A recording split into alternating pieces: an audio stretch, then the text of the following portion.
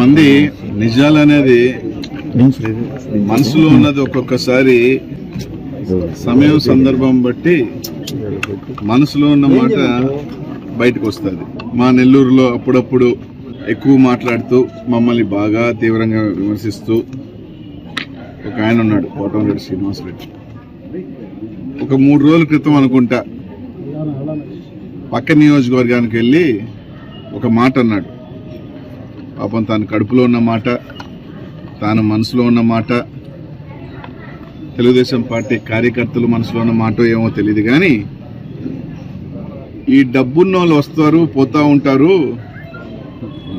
వీళ్ళెవరూ కూడా ప్రజల్లో తిరగరు, ఇక్కడ ఎప్పుడు అందుబాటులో ఉండరు, ఎన్నికల సమయం ఇప్పుడు వస్తారు, ఎన్నికల సమయం అయిపోయిన తర్వాత వెళ్ళిపోతారు, కాబట్టి ప్రజల్లో ఉన్న వాళ్ళని ఎంచుకోమని అని చెప్పి కోటంరెడ్డి శ్రీనివాస మా నారాయణ గారిని లేకపోతే డైరెక్ట్ గా విమర్శించారా తెలియట్లేదు కానీ తన మాటలో నా మనసులోని బాధని వ్యక్తపరిచాడో తెలియదు కానీ తన మనసులోని మాటని నెల్లూరు నగర ప్రజలందరూ కూడా ఈ మాట నేను చెప్పింది మాట కాదు, కోటంరెడ్డి శ్రీనివాసరెడ్డి గారు చెప్పిన మాటలు ఇవన్నీ కూడా ఇది మేము ప్రెస్ మీ అందరే అనుకుంటా, మీ అందరి ముందే నేను కూడా ఆ మాటలన్నీ కూడా సోషల్ మీడియాలోనూ మీ ప్రెస్ ముఖంగానే చూడటం జరిగింది. ఏమంటే డబ్బులు ఉన్న వాళ్ళు కరెక్ట్గా ఎన్నికల టైంలో వస్తారు, డబ్బు పెడతాం మేము గెలుస్తాం, లేకపోతే డబ్బులు పెడతాం మేము కొనుక్కుంటాం అనే సందా ఉంటుంది అనే దీంతో ఉంటుంది తప్ప ఏ రోజు కూడా ప్రజల్లో తిరగరు, ఏ రోజు కూడా కనీసం ఒకరికి సాయం చేసే అవకాశం ఉండదు, కనీసం నేరుగా వాళ్ళ దగ్గరికి వెళ్ళి మాట్లాడే పరిస్థితులు ఉండవు.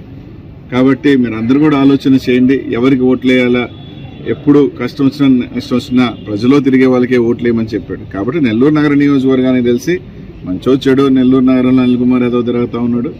సరే, ఇంకా నెలకి సంవత్సరానికి 500 కోట్లు 1000 కోట్లు సంపాదించే వ్యక్తులు ఎవరు అనేది, డబ్బున్న వేలాది కోట్ల అధిపతులు ఎవరు అనేది తెలుసు, 4.5 సంవత్సరం కనిపించిన వ్యక్తి ఎవరో తెలుసు.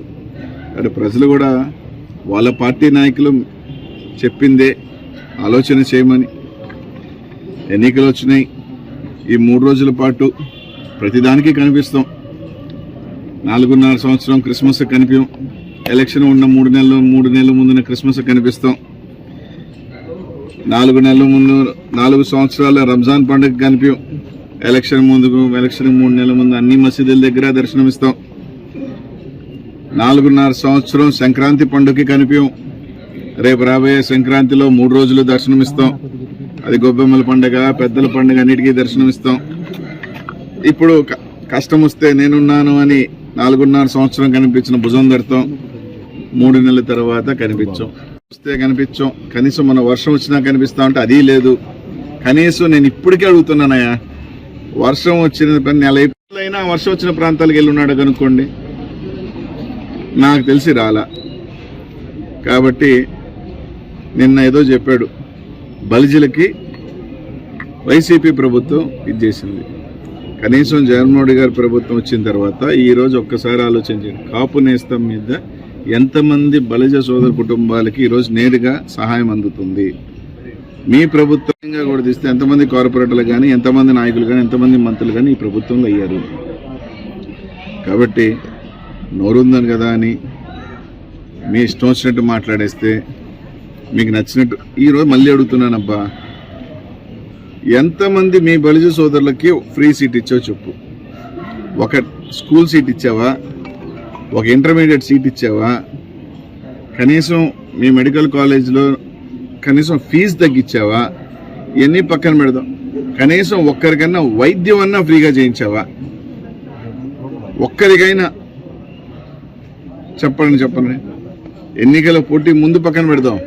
ఎన్నికల పోటీ అయిన తర్వాత ఈ 4 సంవత్సరాలలో పలానా వ్యక్తికి నేను సాయం చేసుంటే కోటంరెడ్డి శ్రీనివాసరెడ్డికి సంబంధించి ఏమన్నా ఫ్రీ సీట్ ఇచ్చి ఫ్రీగా చేసుంటాడు, ఆయన ఏమో లబ్ధి పొందాడు అని తెలియదు. కానీ నాకు తెలిసి ఇంకెవరు వైసీపీ తెలుగుదేశం పార్టీ కార్యకర్తలు కూడా నాకు తెలిసి లబ్ధి పొందిన సంఘటన ఎక్కడా లేదు. ఇక్కడ అరాచక పరిపాలన 4.5 సంవత్సరంలో ఎవరు అరాచకాలు చేయలే. ఈ 4.5 సంవత్సరంలో ఎవరు చచ్చిపోలే. గత 5 సంవత్సరాల్లో రాయపాలెంలో చంపింది ఎవరో, ఆంజనేయ స్వామి గుడి సంతపేటలో చంపింది ఎవరో, మర్డర్ జరిగింది ఏ ప్రభుత్వంలోనో ఒకసారి ప్రజలందరూ కూడా తెలుసు. కాబట్టి ప్రజలందరూ కూడా ఆలోచన చేస్తారని చెప్పి తెలియజేస్తా ఉన్నా. వ్యాపారస్తులు ఎవరు ఈ 4.5 సంవత్సరం నెల్లూరు నగరంలో ఎక్కడా ట్యాక్సులు కట్టింది లేదు, ప్రశాంతంగా ఉన్నారు.